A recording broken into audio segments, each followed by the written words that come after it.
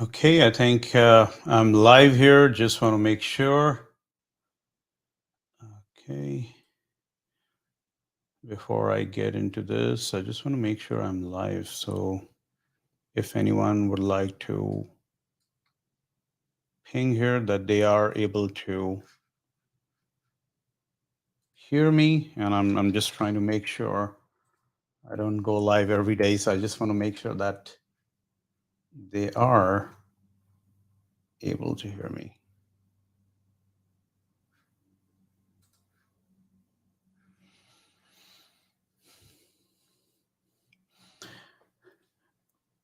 Okay, so hello, good morning, evening, or wherever you are. Welcome to Let's Talk, enriching life through a podcast.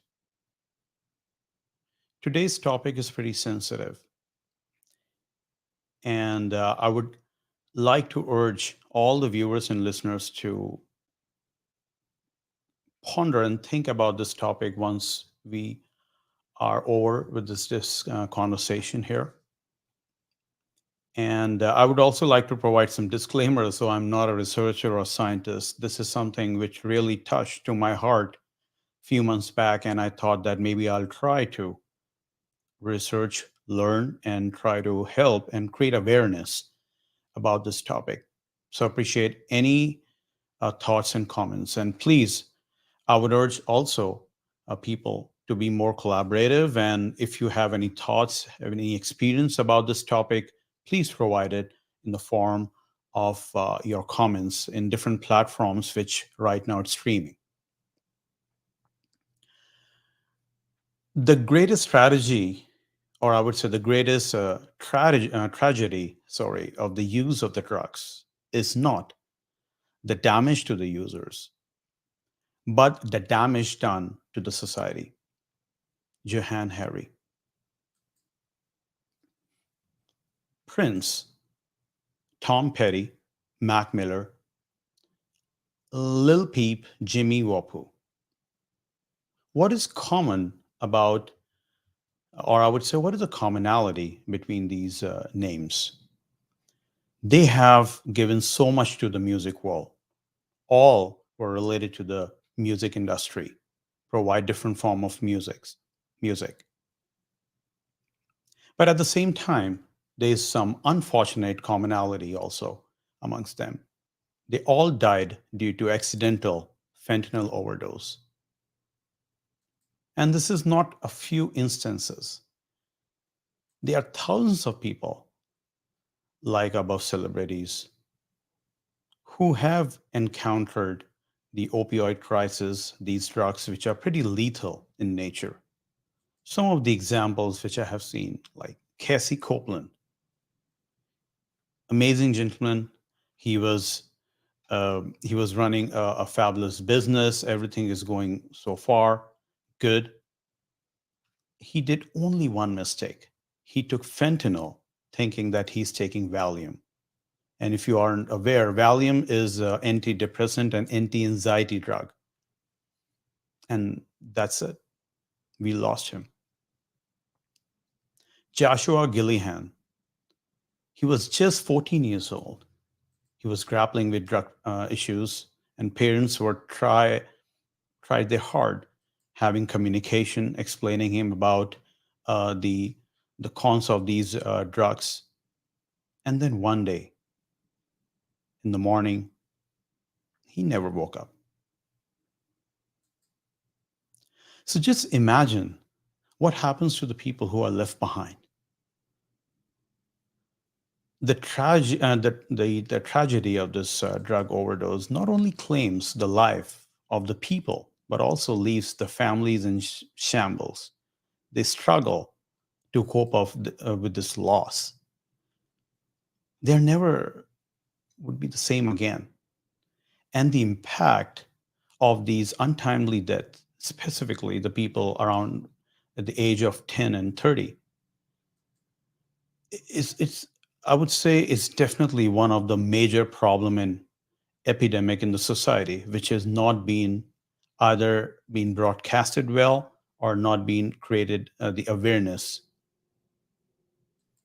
In order to further provide you some statistics here, according to the Center of Disease Control, there were around 93,000 drug overdose deaths in the United States alone in the span of 12 months, ending in September 2021.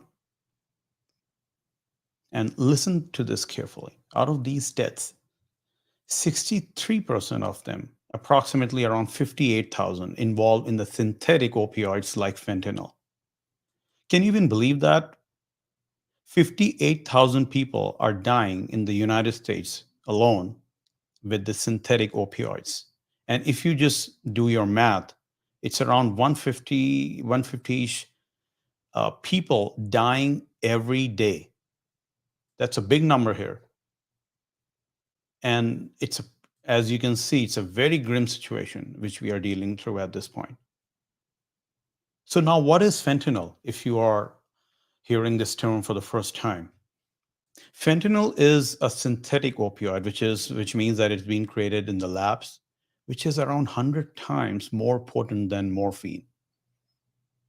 Morphine, if you are not aware of what morphine is generally used in the pain medication in medical setup, specifically for the people who are treating in post-surgery or cancer to provide some relief from their pain. Fentanyl is often mixed with other drugs like heroin, cocaine, meth, making it even more dangerous. Just to make the matter worse, what is it's being used is, I have seen in some of the studies here, it has been used as a counterfeit prescription pill, which is extremely dangerous. Just think about the person who's trying to take this pill without realizing that they contain this potent opioid. And one of the most shocking and heartbreaking example I saw while I was doing research, that they are also available in the form of candies. Candies, yes, the kids' candies. They they have been a lot of consignment has been seized by the law enforcement agencies across the U.S. and they found out this issue there. So just imagine if those candies are being found in your neighborhood. What would happen? I mean, what kind of emotions and roller coaster ride you would be going through when you have your own kids around that? It's very important to learn these things and create awareness, because this is not just another drug overdose issue. A lot of other drugs which you see do not kill people instantly. And I'm not saying that I'm justifying other drugs over there. There's a difference. But as we go along, you will see more information about how these things has really evolved. During the pandemic, due to the lack of medicines or supply chain issues, it make it worse. People who are looking for painkillers and medicines trying to reach out to illicit locations, to dealers to provide them pill. And little did they know that they are really laced with fentanyl. Now, if you're wondering what fentanyl is all about and how we land up to this humanitarian crisis, let me give you some background about fentanyl, or maybe the opioids in general. Opioids are basically a class of drugs that include prescription painkillers like oxycodone or morphine, as well as some illegal drugs like heroin. The usage of opioid dates back in thousands of years in the Asian civilization, in Mediterranean, Ottoman Empire, and so on and so forth, where opium was basically discovered to have got some kind of a sedative properties. In 19th century, the opium spread across the Europe and North America as a recreational drug. In the United States, during Civil War, leads to a surge of opioid usage because the soldiers were often given morphine to treat pain from injuries. And by late 1800, however, there was a growing concern of the addictive properties of opioids, and it really causing concern because obviously there's a positive effect of giving relief and pain, relief from pain to the soldiers. However, there is an addictive property which is causing issues in terms of the overall life cycle of the human and the people who are associated with that. So, because of this need, a lot of pharmaceutical companies and individuals start working, making different research to see what is a more accessible and cheaper option of opioids, which is supposed to be less addictive than opium or morphine. Then opium or morphine, which basically includes, it's about the heroin and oxycodone. And they start working on providing the synthetic opioids, which has developed over the period of time, and prescribing them more frequently. However, as these synthetic opioids becomes more and more available in the market, there were new studies and new revelations comes that it becomes just as addictive as their predecessors, and the misuse and the abuse of the prescription opioids started happening. In 1990s, pharmaceutical companies reassured doctors that the opioids are safe and not addictive, which again create a sharp increase in the opioid prescription. Now, these are all these different kind of opioids which are created. But regarding fentanyl, coming back, like how exactly fentanyl gets started? Again, it's meets and demands. It was first developed around 1960 by a Belgian chemist and researcher, Paul. I don't recall his last name. To ensure that it will be marketed as a cheaper version, a powerful version than morphine, and interestingly, a non-addictive version of morphine. And it's not like fentanyl has started on a wrong foot. The intent of fentanyl was to provide a fast-acting and potent pain medication to the people with chronic pain.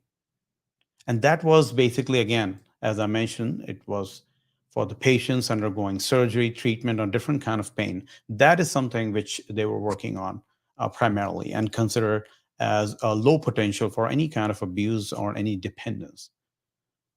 But as we learn from the history, time to time, that whenever some certain things have been discovered with a good intent, there's always a flip side of it as well. So fentanyl expanded beyond its intended medical usage and becomes a major contributor to the opioid epidemic. At this time, it's widely used as a black market, as a recreational drug, and often mixed with heroin, cocaine, and other dangerous drugs, making it even more lethal. To explain a bit more on the statistics, let me share a video which provide much more grimness of the situation here.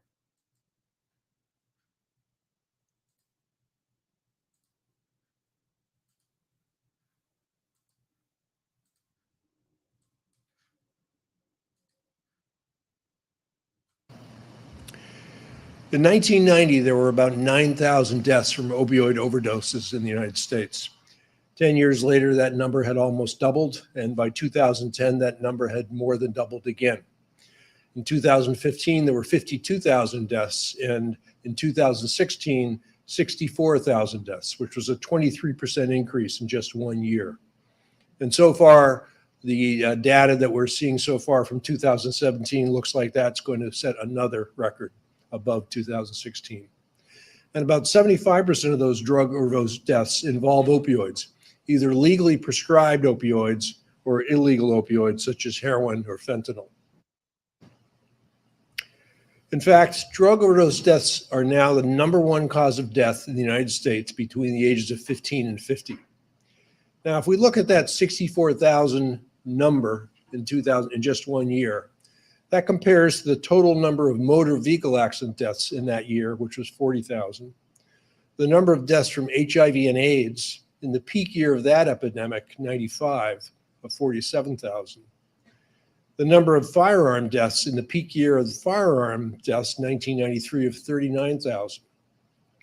In fact, that 64,000 deaths number is greater than the total number of Americans that lost their lives in the entire 11 years of the Vietnam War, which was 58,000.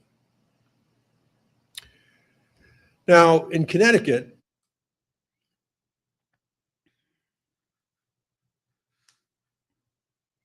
So as you can see, these are some of the statistics which can really make you think.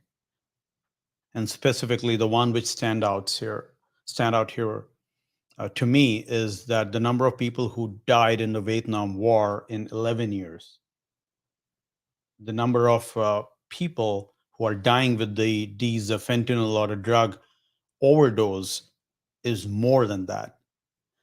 That is really disheartening, and that is a shocking statistics, which really I think makes me think, and I always make sure that these information should be passed across. So that is something which you have seen. Now, the question is, why people die consuming fentanyl? There are other drugs which are available, and they are not lethal, obviously, over the prolonged use of the time or having mixed up with some other drugs. There could be a possibility of death or demise. However, fentanyl is different. So the way how fentanyl works is it will cause some respiratory depression, which leads to lack of oxygen in the body. And because, as we discussed, that fentanyl is around 50 to 100 times more potent than morphine, even a small amount, as small as couple of grains, yes, would be, if it's being ingested, it rapidly cause a barrier between the brain and the blood, and binds the opioid receptors, which produces the feeling of euphoria and pain. However, it also slows down the breathing that causes the respiratory depression and death. And all this happens very quickly, and that is a uh, part of this truth. So I have one more video to share here. It's a bit graphic, so viewers' discretion is really advised here. So let me share that as well.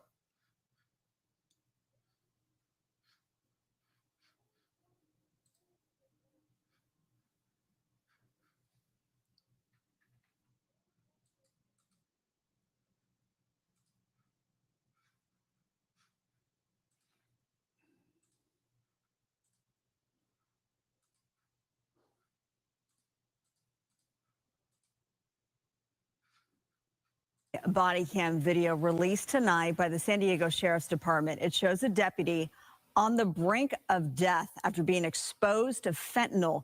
The deputy saved by his partner, who was equipped with the life-saving medicine known as Narcan. We do want to warn you, what you're about to see is difficult to watch. I'm not gonna let you die. I need Narcan! I got you. Dramatic body cam video capturing the moment Corporal Scott Crane of the San Diego County Sheriff's Department is promising his trainee, Deputy David Five-Eye, he's not going to let him die after Five-Eye was exposed to fentanyl while processing drugs at the scene of an arrest in early July.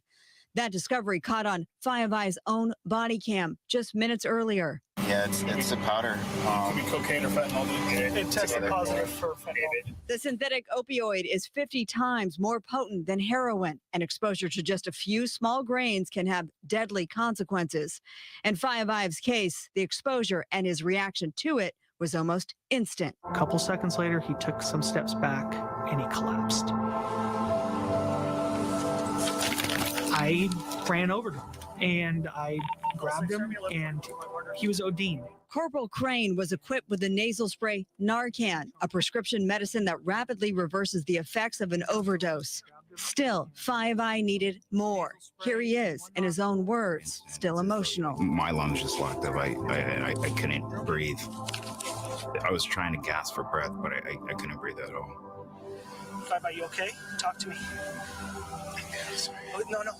Don't be sorry. You're okay. Don't be sorry. There's nothing to be sorry about. I got you, okay? I'm not going to let you die. Deputy Five Eye taken by ambulance, overdosing again and again on his way to the hospital. But without his partner and that Narcan, he knows he would have been just another statistic in this country's deadly drug overdose epidemic. I'm Deputy David Five Eye, and I almost died of fentanyl overdose. So that is something, if you have seen here, just imagine like these law enforcement officers who are kind of risking their life, right? They are just risking their life to find these drugs or the different what I would say different locations. And as we go along, we have seen that I was researching that law enforcement officers right now also trying to provide more protection in terms of ensuring that they have all the necessary uh, kits when just to prevent any accidental contact with the fentanyl overdose. So first of all, my salute to the law enforcement officers to doing such an amazing job in putting their life on risk. Now, the other question is where this fentanyl is coming from. Is it something which is homegrown? Is it coming from somewhere else? And why it's getting so much challenging to kind of fight this epidemic?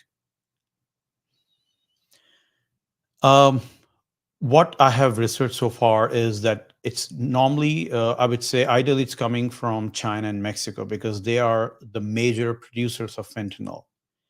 They are sending this to all the illicit locations to ensure that these synthetic opioids are used as the drug they intend to be illicitly or legally.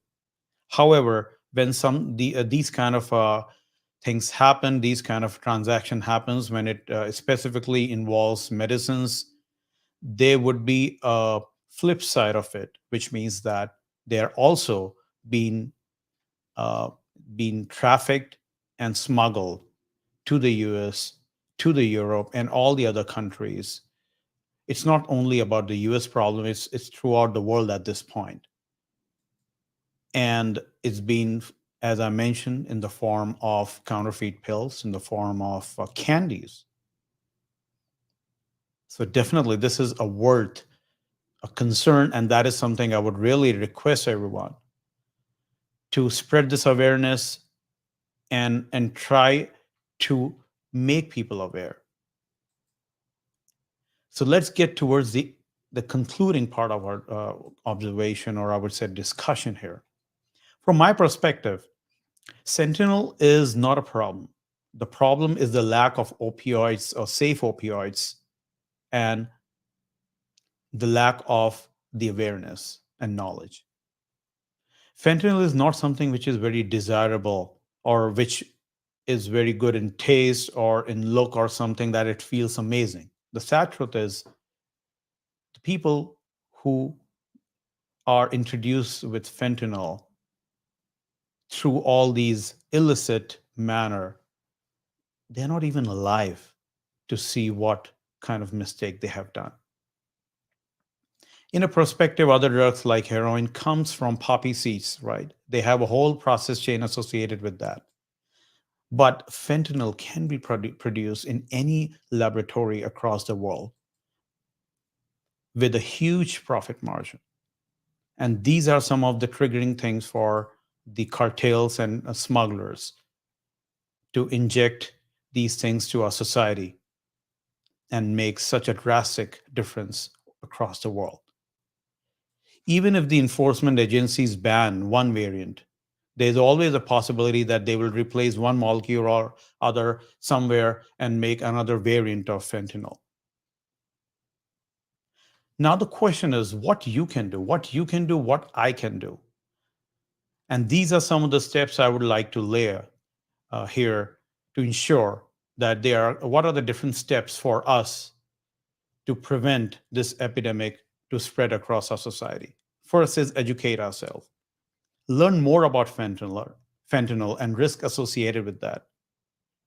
Read more, educate with some accurate information.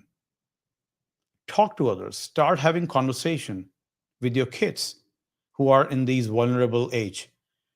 Make them understand the misuse of drugs, what would happen, and maybe in whatever the setup, you can showcase some of the information, some of the videos like what we are having discussion here. Show them some statistics, show what kind of impact it would bring once, if they are introduced to these kind of things, what happened to everyone else around that. So share those things, what you have learned, and encourage to do the same for the others. Spread awareness on the social media. If you find something around fentanyl, opioid overdose, and crisis, share in the social media platform. Use hashtags like fentanyl awareness, opioid crisis to reach the wider audience. Get involved in some kind of community outreach. Create a community group if you have seen, and try to share the resources. Get into some kind of a volunteering job and make sure that people, when you help people through the counseling on fundraising or any other administrative task. One of the important thing is we do have some reduction strategies, or I would say when someone has been exposed to the opioid overdose, we have a medicine available called naloxone, which is available widely. And I think it's, I don't recall, but I think it doesn't require any prescription. So spread awareness, specifically those people who are still grappling with their known ones who are going through a drug problems over there. So have naloxone available so that in those unfortunate situations, they can be helped and one precious life would be saved. That being said, I would really thank everyone who joined the live session, and also would thank everyone who would be seeing the recording. This is a part of the raising awareness. This is a very important topic, and I will really again urge all the people out there to learn about fentanyl, talk to the people around it, and makes some awareness. Your one awareness strength, I would say your one awareness step would really make a difference in somebody's life. Thank you again for watching, and have a great day.